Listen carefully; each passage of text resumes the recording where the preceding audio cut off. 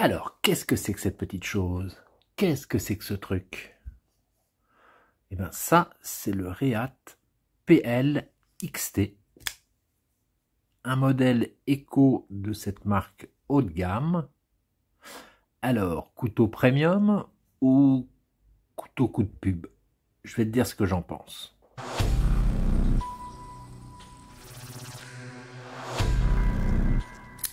Bonjour à tous, vous êtes sur Lame de Pique, la chaîne des collectionneurs de couteaux. Que vous soyez un accro du flipper ou un fanat du roulement à billes, ou au contraire un blasé de l'ouverture assistée, bienvenue à tous sur Lame de Pique, la chaîne des passionnés du canif. Alors Rehat, c'est qui? C'est quoi? Rehat, c'est une marque de fabricants de couteaux chinois, haut de gamme, qui sort des modèles en moyenne entre 300 et 800 euros, qui font des couteaux qu'on aimerait tous avoir, qui sont vraiment superbes, super finition, qualité exceptionnelle. Alors tu as des modèles connus par exemple comme le T6000, qui représente pas mal ce qu'ils font.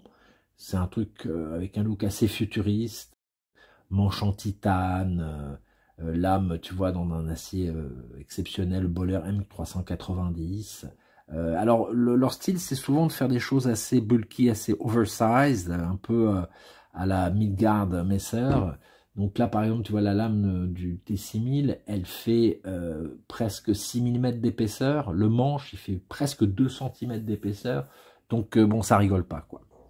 Tu as aussi toute la série des Jack, qui sont des très très beaux couteaux avec lame en damas, toujours le manche en métal et puis la visserie en Damascus.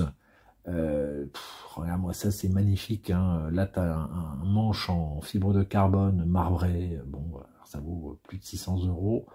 Tu as le modèle là avec une lame Chipfoot qui est magnifique aussi. C'est vraiment, ils font vraiment des trucs exceptionnels, de très belle qualité. La série des K, alors regarde-moi cette beauté, hein. C'est vraiment un travail formidable. Voilà, celui-ci là avec la lame un peu dans le style Tanto, enfin Tanto quand même un peu spécial. Bon, à presque plus de 800 euros hein, quand même. Tu vois, manche en titane avec des inserts en Mokouti. Bon, c'est le top, hein, c'est vraiment le top. Alors, ils ont aussi une gamme de couteaux un peu moins chers. Tous les exos. Alors les exos, c'est ce qu'ils appellent leurs couteaux à gravité. Bon, c'est un peu une façon sophistiquée pour dire les couteaux qui n'ont pas de mécanisme d'ouverture et puis que bon, la lame sort quand tu la penches vers le bas ou quand tu mets un coup de poignet. Donc ils ont un modèle Karambit, tu vois, qui est pas mal. Bon, qui est pas super cher. Hein, on est à quoi, plus de 160 euros quand même. Mais bon, c'est pas voilà moins cher que les autres. Ils avaient aussi ce super cutter du futur, manche en titane. Wow, bon là carrément moins de 100 balles, hein. Ok, mais bon c'est un cutter. Et puis le Exo OTF Out the Front, qui est le couteau par lequel j'ai connu la marque et qui m'a donné envie en fait d'avoir des Rehat. Couteau qui m'avait fait halluciner, dont la lame est cachée dans le manche et elle sort quand tu ouvres le manche et que tu donnes un petit coup de poignet en orientant le couteau vers le bas. Alors c'était au début de ma collection de couteaux, je voulais vraiment avoir ce genre de mécanisme, mais voilà, il coûtait presque 300 euros. Couteau, j'étais pas un fan non plus, donc je n'allais pas me payer un truc à 300 balles juste pour avoir ce mécanisme. Donc j'ai cherché sur internet, et à l'époque, je n'ai pas trouvé de clone ou d'autres marques qui avaient ce genre de mécanisme dans leur gamme. Et puis sur eBay, j'ai trouvé ce petit truc qui était marqué comme étant un couteau à gravité. Puis alors, bon, c'était au tout début de ma vie de collectionneur. Je regardais pas très bien les descriptions, je connaissais, enfin, je faisais pas trop attention. Et je me suis acheté ce truc qui est sympa, qui illustre bien le mécanisme. Hein. C'est le même principe. Tu ouvres le manche, la lame sort, tu le rouvres, la lame rentre. Mais bon, c'est un porte-clés, quoi. Donc bon. Alors depuis, j'ai trouvé sur AliExpress un clone, une marque chinoise qui fabrique un clone du Exo M, et je vais sans doute me l'offrir parce que je tiens vraiment à avoir dans ma collection ce mécanisme que je trouve quand même assez kiffant. Alors Rehat, ils ont donc leur gamme, leur ligne de couteaux à eux, mais ils sont aussi surtout connus pour être ce qu'on appelle un haut OEM, c'est-à-dire un Original Equipment Manufacturing Company. C'est-à-dire une compagnie qui possède des équipements à la pointe de la technologie et un savoir-faire aussi, et qui propose ses services de production à d'autres marques de couteaux ou à des designers. Alors c'est comme ça qu'ils ont fait, par exemple pour Chavez, le Redemption, qui est quand même un couteau phénoménal que j'aimerais bien avoir à ma collection. Pareil, quand j'aurai le tiercé dans l'ordre. Hein. Ils ont fait aussi, pour la Peña, ils ont fait les séries X, l'Apache, magnifique. Ils ont fait pour Sharp by Design le Void, qui est un très beau couteau aussi. Et encore pour Varga, ils ont fait la série des VBR. Bon, bah là, on a un couteau avec une lame Damas, un manche de folie, bon, à presque 700 balles, mais voilà. C'est un peu le travail qu'ils font. Il y a encore plein d'autres exemples, plein d'autres collaborations. C'est juste pour te donner une idée de ce qu'ils peuvent faire. Donc, Reate, c'est une marque mythique, hein, de renommée. Il y a certains qui disent que c'est parmi les meilleurs fabricants de couteaux du monde. En production, hein, on ne parle pas de couteaux faits sur mesure ou quoi. Et donc, quand tu collectionnes les couteaux comme moi, les couteaux de poche, bah, t'aimerais bien en avoir un dans ta collection. Mais comme il coûte la peau des fesses, et que pour le moment, j'ai pas gagné au loto, est-ce que celui-ci, le PLXT, est-ce qu'il fera l'affaire? Alors pour moi, ça le fait si ça représente bien ce pourquoi la marque est connue. Dans le cas de Reate, il faut que ce soit à la hauteur, question qualité des matériaux, question finition, question aspect technique de pointe, et puis aussi que ça reste dans le style de la marque. Alors ce petit PLXT, eh ben écoute, il fait à peu près 18 cm, il pèse 120 grammes, il a une lame qui fait 3,8 mm, ce qui est quand même balèze. Il a un manche qui est épais de presque 1,5 cm. Et pour le reste des descriptions techniques, eh ben, je te mets tout ça dans la description de la vidéo. Alors, il existe aussi en un petit peu plus grand, avec un flipper.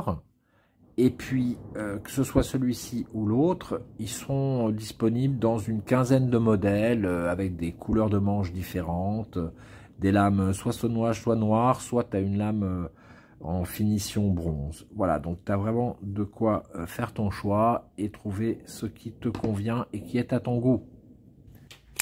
Alors moi, je ne me sers pas de mes couteaux pour un usage professionnel, ni pour faire vraiment du bricolage, du bushcraft. Moi, je porte mes couteaux tous les jours et je les utilise pour les petits usages du quotidien. Et c'est cette expérience que je partage avec toi, du point de vue du collectionneur et non pas d'un professionnel qui présenterait un outil. Et dis bonjour à Harry et abonne-toi. Alors déjà, sur la qualité des matériaux. La lame, c'est du Nitro V.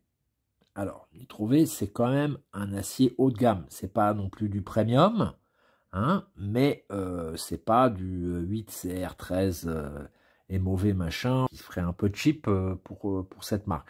Non, c'est un bon acier stainless hein, qui garde qui est bien tranchant, qui est dur. Après, on dit que ça s'émousse assez facilement et que bon, bah, il faut l'aiguiser souvent, mais ça s'aiguise bien. Donc, non, ça reste un acier, pour moi, à la hauteur de la marque.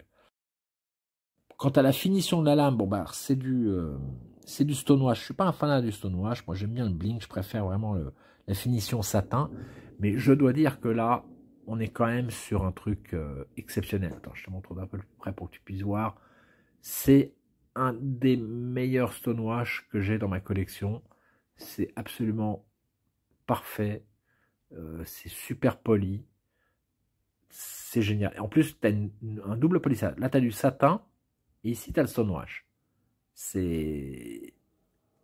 Non, on se fout pas de la gueule du monde. Hein, on est bien chez Reate, là, quand même. Alors, parce que... Attends, question stonewash, je peux t'en montrer. Hein, par exemple, tiens, chez Buck, ça, c'est leur stonewash. C'est pas tout à fait pareil, tu vois. C'est beaucoup plus grossier quand même. Tiens, 6JRB, le Pirate. Regarde. Tu vois un peu? Bon, c'est mieux, mais c'est pas, on n'est pas sur ce que fait Reate. On va regarder chez QB. Allez. QB, ok. Un petit peu plus fin, je dirais. Hein, un peu moins rough, tu vois, un peu moins sorti d'usine, quoi. Bon, mais c'est pas non plus super brillant. Moi, j'aime bien quand ça brille. Hein. J'y peux rien. Vosted, le petit Nightshade, là.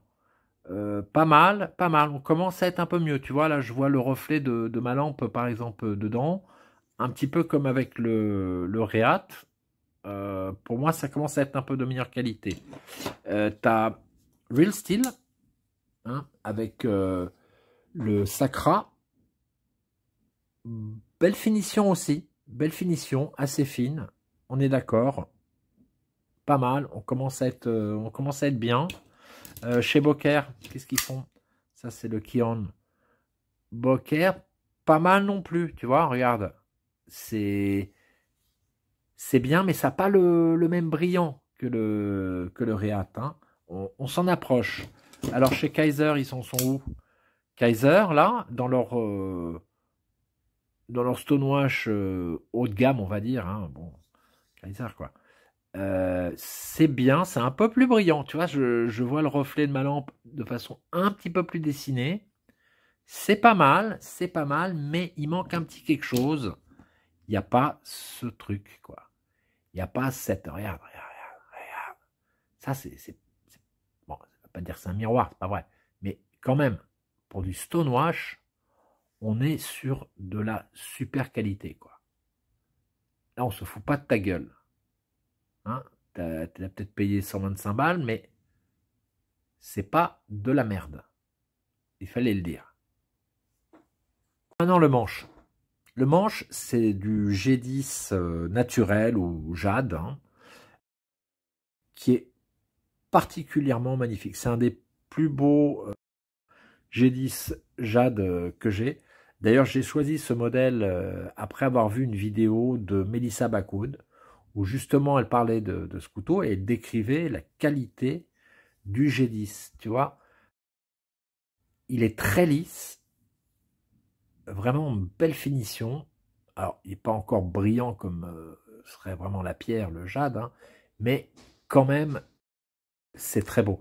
Quand tu compares avec... Parce que moi, j'aimais bien ce type de matériel, et quand j'ai commencé ma collection, je voulais absolument avoir un couteau avec une lame satin et un manche en jade.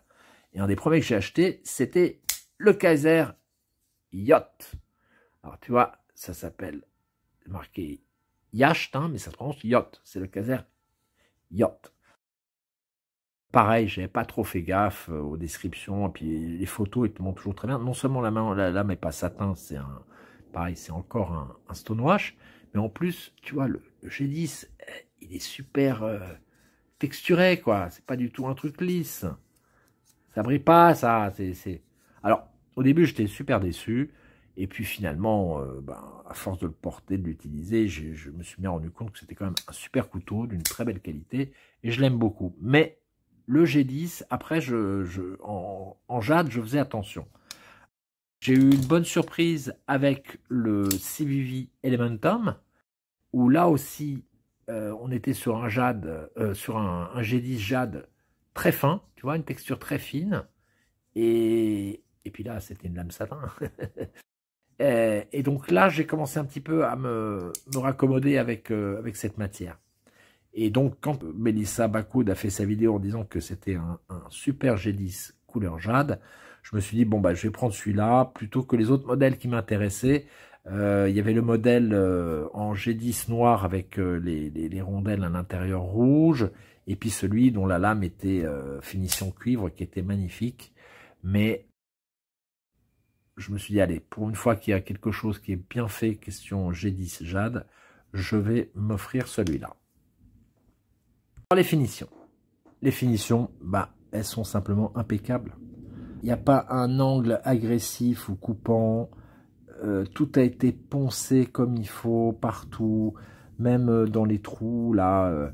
Moi, j'ai un couteau de chez F&Grow. Alors, oui, c'est un couteau pas cher, c'est à 30 balles. Mais ça, c'est une râpe à gruyère. Là. Quand je passe mon pouce, je m'arrache la peau. Non, non. Là, les mecs ont fait leur boulot, ils se sont pas foutus de toi, ils ont pris le temps. Ça, c'est tout. Voilà, mais centré, tu vois. Alors, l'action, phénoménale. Par devant, comme par derrière, il sort comme un champion. Alors, il faut dire que là-dedans, tu as des roulements à billes comme un quin. C'est pas les petits gna. Non, c'est des roulements à billes qui font tout cet espace et qui font que tu as bah, à l'ouverture comme à la fermeture. T'as vu comment ça se ferme là? Oh, non, j'ai pas vu. Oh, bah oui. Non, c'est exceptionnel, c'est exceptionnel. Et puis, un autre point positif, c'est la sécurité là. C'est pour empêcher de le faire. Elle est mise, t'as entendu là? Elle est mise, hein. C'est pas, attends, est-ce que la sécurité ça a bougé? Non, ça bouge pas. C'est mis. Hop, c'est enlevé. Pas comme certains couteaux où hein, c'est la fête du slip, on ne sait pas ce qui se passe. Non, question finition. Moi, personnellement, je trouve qu'on est sur du Reate. Je trouve qu'on est dans le cadre de ce que la marque représente. Et il n'y a rien à dire. Non, attends, c'est génial. C'est génial. Puis tu as un bruit. Enfin, je sais pas si tu entends le son qu'il fait quand il sort. Alors, la sensation, tu ne peux pas t'en rendre compte. Tu ne l'as pas dans la main, mais c'est d'une souplesse. C'est du velours. C'est du velours. Ce couteau, c'est du velours. C'est exceptionnel. Exceptionnel. Sur l'aspect technologie, est-ce qu'on coche la case? Eh bien, pour moi, oui. Parce que sur ce petit couteau, on a un système de pivot lock. Pivot lock, bah, tous les couteaux n'ont pas ça. Il y a une autre marque, je crois que c'est Vostid, qui a sorti aussi un pivot lock. C'est pas courant, c'est quand même un truc assez sophistiqué. C'est un très bon système de verrouillage. Dans la lame, tu as une encoche rectangulaire avec quand même 3 points de contact. Dans le liner aussi. Et puis dans l'axe, dans le pivot, tu as un petit bitonio, une encoche qui vient, enfin pas une encoche, mais un petit bitonio, une pièce de métal qui vient rentrer dans cette encoche sur lame et qui vient bloquer cette lame de position ouverte de façon super sécure, quoi, de façon super solide. Donc pour moi, ça remplit la condition de technologie de pointe qu'on doit trouver sur un couteau Reate. Enfin, le style. Alors, est-ce que c'est dans le style des Reate? Bah écoute, moi je trouve que oui quand même. Ça a ce look un peu futuriste, tu vois, avec les trous. C'est un couteau bien balèze, bulky, hein, comme ils les font d'habitude, avec une lame bien épaisse. Je trouve que ça rentre dans leur image de marque. Hein. Donc pour moi, ça coche la case. En conclusion, je trouve que ce couteau-là, le PLXT, il a tout à fait sa place dans ma collection. Pour moi, il va bien représenter la marque Reate, en tout cas en attendant que je puisse me payer un modèle plus haut de gamme, mais il fera pas honte, il illustre bien ce qu'est cette marque pour moi et puis je pense pour d'autres personnes aussi. Et en plus d'être une bonne affaire parce que à 125 €, c'est vraiment un couteau premium, c'est une très bonne affaire. Tu as quelque chose de fonctionnel, de super agréable à utiliser et je ne regrette pas du tout mon achat ni mon choix. Voilà, j'espère que ça vous a plu. Laissez-moi vos commentaires, abonnez-vous, likez et on se retrouve la semaine prochaine pour une nouvelle vidéo.